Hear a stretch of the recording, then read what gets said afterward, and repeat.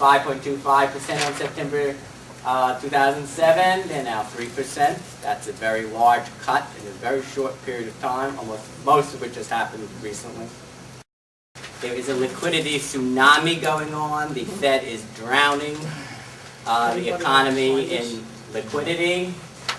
There's a rate cut, an emergency rate cut of 75 basis points the day after Martin Luther King Day.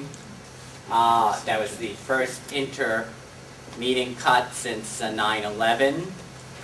This is the last time there was a 75 basis point cut was when interest rates were 20%. Percentage-wise, that cut in and of itself was enormous. And then 8 days later, they cut another 50 basis points. Together, these are the largest rate cuts in history ever. Now, you should ask yourself, why is the Fed doing this?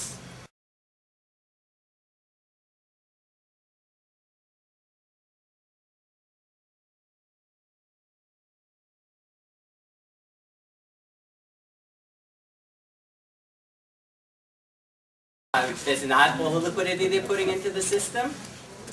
They have this new auction facility, which we discussed here the very day it was announced.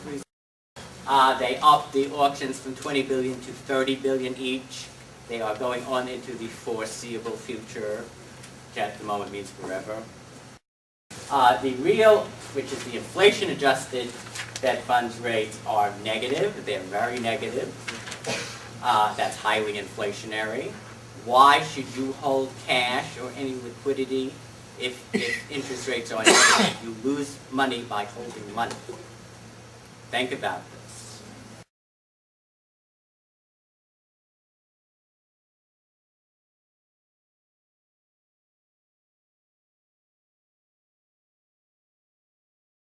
You have to ask yourself, it's such a great idea to drop interest rates to 1% or 2% or 3% because it's great for the market and great for the economy. Why don't we just lower them to zero and keep them there forever? And if we haven't, there must be a flip side to some problem if you do this. And that flip side is inflation. Inflation can take up to 2 years to show up from an interest rate cut. The economy, 6 months. Inflation can be a year or 2 years. The stock market gets affected immediately.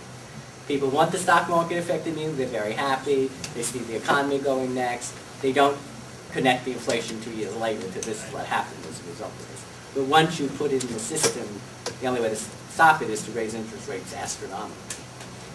You can fix your economy frequently in a year or two. It takes sometimes decades to fix inflation. Once it's like having a roach problem. You just can't get rid of it. The problem is Ben Bernanke's specialty was in the Great Depression.